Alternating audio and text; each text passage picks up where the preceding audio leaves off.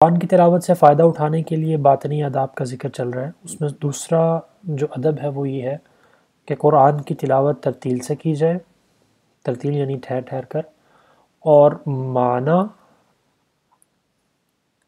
اور فہم کا تدبر، یعنی اس کے جو ہے معنی کا تدبر اور فہم کا تدبر،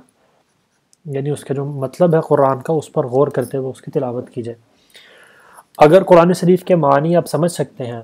تو کوئی آیت بھی بلا سمجھے تلاوت نہ کی جائے، کیونکہ ترتیل میں جس کا قرآن شریف کا حکم ہے، یعنی قرآن پاک کی آیت ہے کہ اعوذ باللہ من الشیطان الرجیم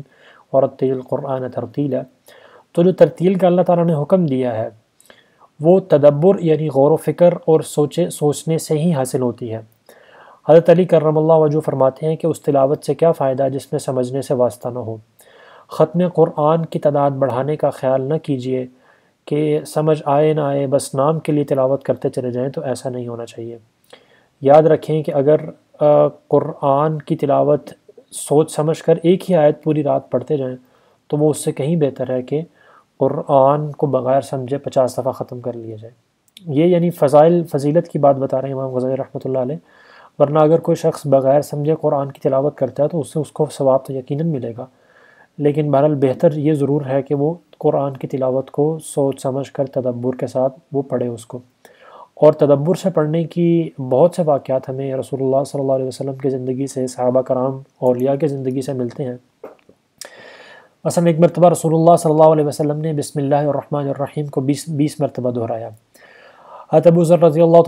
تعالیٰ عنہ فرماتے ہیں کہ ایک رات میں رسول اللہ صلی اللہ علیہ وسلم نے تمام رات ایک ہی آیت کو بار بار پڑھا، اور وہ آیت یہ تھی کہ اعوذ باللہ من الشیطان الرجیم ان تعذبہم فانہم عبادک وان تغفر لہم فانک انت العزیز الحکیم،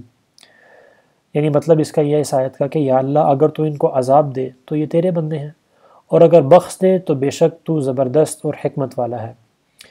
حضرت تمیم داری رضی اللہ تعالیٰ عنہ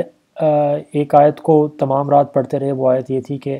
ام حسب الذین اجترحوا السیئات۔ اسی طرح سعید بن جبیر رضی اللہ تعالیٰ عنہ اس آیت کو یعنی وامتازوا اليوم ایھا المجرمون کو پوری رات پڑھتے رہے، مسلسل پڑھتے رہے بار بار۔ ایک اللہ والے فرماتے ہیں کہ یعنی اس سے پتہ چلتا ہے کہ صحابہ کرام اور رسول اللہ صلی اللہ علیہ وسلم بعض اوقات ایک ہی آیت کو تدبر سے سمجھنے کے لیے اور پڑھنے کے لیے اور اپنے گویا دل کے اوپر اس کے نقش کو جاری کرنے کے لیے وہ پوری رات پڑھتے تھے، اور اس سے گویا ہر مرتبہ پڑھنے سے ایک نیا لطف اور نئے معنی ان کے سامنے کھلا کرتے تھے وہ۔ ایک اللہ والے فرماتے ہیں کہ میں ہر ہفتہ میں ایک ختم یعنی قرآن پاک ایک مرتبہ ختم کرتا ہوں۔ ایک میری ترتیب یعنی وہ چل رہی ہے جس کے اندر میں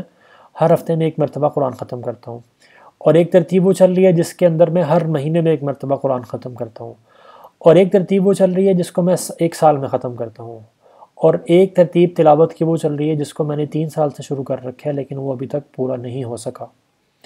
یعنی یہ فرق ظاہر ہے کہ فکر و فہم اور غور و تدبر ہی سے ہوتا ہے، کیونکہ انسان کا دل ہر وقت یکساں نہیں رہتا اور نہ ہمیشہ مساوی درجے کے غور و فکر کا عادی ہوتا ہے۔ اس لیے اگر خصوصیت کے ساتھ ایک ختم علیحدہ طور پر ہم بھی ایسا شروع کر لیں جس میں سوچ سمجھ کر تلاوت کی جائے، اس وقت پڑھا جائے جبکہ قلب فارغ ہونے کی وجہ سے فکر و غوث یعنی فکر و تدبر کر سکے اور معنی اچھی طرح سمجھ سکے، تو یہ بہت اچھا ہے۔ یعنی مطلب اس کا یہ ہے کہ تلاوت کے مختلف ترتیب شروع کرنا یہ زیادہ بہتر ہوتا ہے کہ ایک تلاوت وہ کی جائے جس کے اندر غور و تدبر اور فکر جو ہے وہ بہت زیادہ ہو، چاہے اس کے اندر کم آیات پڑھی جائیں، اور دوسرا جو ہے وہ ایک ترتیل کے ساتھ روانی کے ساتھ پڑھنے کا ہو جس کے اندر غور و فکر تدبر شاید اتنا زیادہ نہ ہو سکے، کیونکہ ہر وقت پوری طرح یعنی آیات کے اندر ڈوبنا وہ شاید انسان کے لیے ممکن بھی نہیں ہوتا۔ طبیعت جو ہے وہ ہر وقت کسی وقت یعنی اس پر آمادہ ہوتی ہے، کسی وقت نہیں ہوتی، تو مختلف ترتیب بنا لینا وہ فائدہ مند ہوتا ہے اس طرح سے۔